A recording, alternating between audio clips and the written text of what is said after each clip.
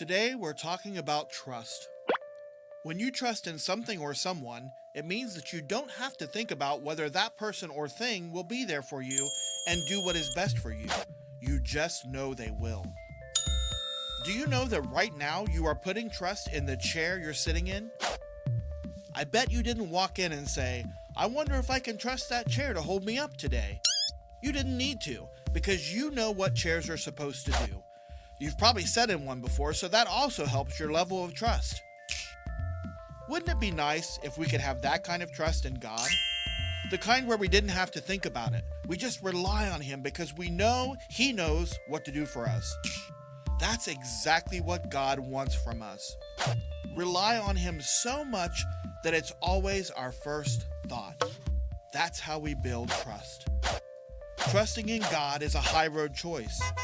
That doesn't mean it's always easy to make that choice, but the more we trust, the more natural it becomes. Today's high road hero is probably not one you've heard of as much as some of the other Bible characters. His name is Ananias. He played an important role in the story of Saul, who we also know as Paul. Remember, Paul hated Christians. In fact, he made it his goal in life to try and have them put in jail or even killed for following Jesus. Did you know that the day Saul met Jesus on the road, he was actually on his way to have some Christians arrested? But Jesus changed everything. Saul was blinded when the light from the sky shone in his eyes. Paul was in the presence of God. He was in the presence of Jesus. After he got up from the road, he was still blind.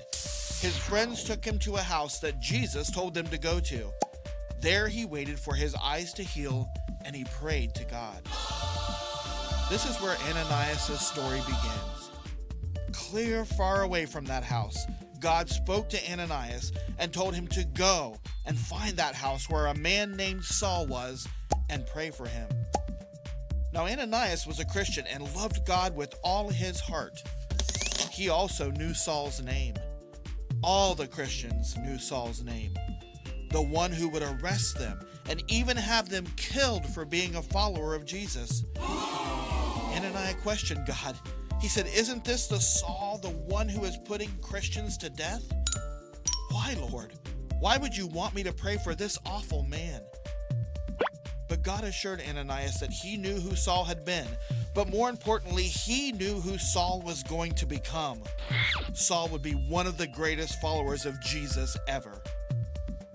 Now Ananias trusted God, and he went to pray for Saul. When Ananias put his hands on Saul's face and prayed for him, fish-like scales fell off his eyes, and he could see. Ananias trusted God, and God used him in one of the greatest stories in the Bible.